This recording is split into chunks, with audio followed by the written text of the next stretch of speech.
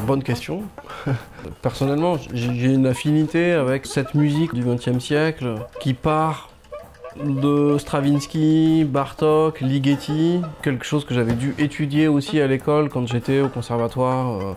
Il y a quelque chose autour de l'écriture rythmique qui est très présente chez ces compositeurs, et chez Ligeti aussi, notamment sur les Métamorphoses nocturnes, qui est une pièce à la charnière de... C'est un tournant. Là, il est sur une écriture où on sent sa personnalité et on sent quand même son rattachement à Bartók notamment. À Bartók, quoi. La trance, quoi. Voilà, il y a quelque chose de l'ordre de la trance. Alors, que nous développons quelque part encore plus, parce que la forme de la pièce, elle dure 20 minutes, donc on va assez vite d'une idée à l'autre, alors que nous, on s'obstine sur des idées en particulier.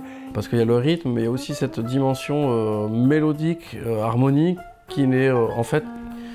On ne sait pas exactement où on est, quoi. Et moi, ça me plaît beaucoup.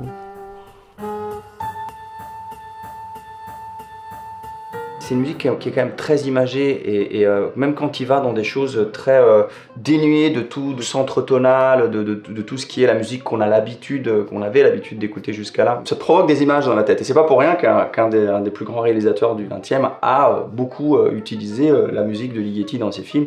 Stanley Kubrick, t'en trouves de partout, et notamment Eyes Wide Shut. Ouais.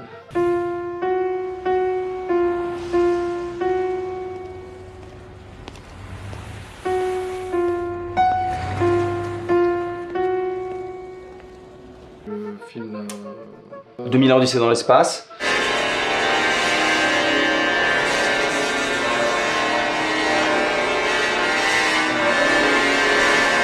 Mais non, mais les jumelles et tout, l'hôtel. Ah, Shining. My responsibilities. Have you ever thought for a single solitary moment about my responsibilities to my employers? Donc ben voilà, ça en fait déjà 3. On part pour 50 minutes de musique et en fait dans ces 50 minutes on est traversé par plein d'états émotionnels aussi qui passent par une dimension physique. Ton lancer de patte quand même qui prend bien son... Oui, et dans la façon qu'on a eu à interpréter cette pièce et à bloquer sur des séquences où notamment à la fin où il y a vraiment une séquence de trance. Bon ben là c'est vraiment...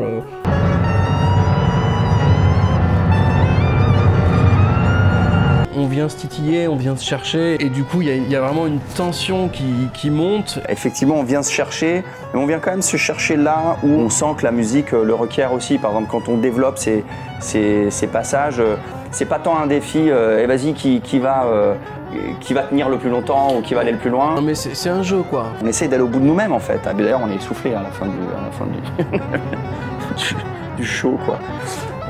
Surtout toi. Surtout.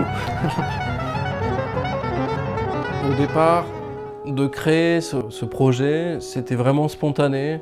C'était vraiment pour l'amour de la musique, l'amour de Ligeti et l'amour de notre rencontre et tout. Il y avait quelque chose vraiment qui était évident là-dedans. On est vraiment sur quelque chose de beaucoup plus groupe de lycéens, quoi. Franchement, il y a un truc où on part non pas de l'idée « Ok, je vais faire un projet, qu'est-ce que je vais faire ?» Non, on part de l'idée « Mec, tu connais les Métamorphoses, mais c'est trop bien, mais ouais, carrément, mais c'est trop... Vas-y, on fait un truc, ouais, on fait un truc. » Ce qui nous intéressait au départ, c'était vraiment le challenge d'adapter cette pièce et d'en faire quelque chose comme on l'aime, quoi.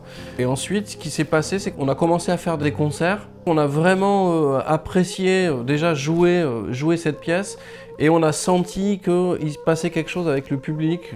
Ils recevaient cette musique beaucoup mieux que ce que j'aurais pu l'imaginer. Et en fait, du coup, il y avait beaucoup d'enthousiasme à la sortie des concerts. On sentait les gens contents, sans savoir exactement trop pourquoi et tout ça, ce qui est assez intéressant aussi. Mais par contre, on n'avait pas imaginé, enfin moi, j'avais pas imaginé enregistrer cette pièce. Et puis là, on fait une tournée de 20 dates après le Covid. Il y avait une nécessité de poser le truc. Il y avait aussi ça qui nous a motivés, je pense, inconsciemment presque. D'aller, ok, on va en studio, on enregistre et on verra bien. Ouais, voilà, peu importe. En fait, là, on s'est dit, il n'y avait pas de production, on nous avait pas demandé, il n'y avait pas de label qui nous suivait. On s'est payé cet enregistrement pour l'amour de ce projet, quoi, sans savoir où ça allait aller finalement. C'est vraiment un projet amour, quoi. Est-ce que ça va marquer une bascule dans un sens ou dans l'autre ou... Est-ce que c'est une manière de dire que t'en as un petit peu marre et que t'as envie de... J'aimerais bien rencontrer d'autres personnes dans ma vie. Faire autre chose.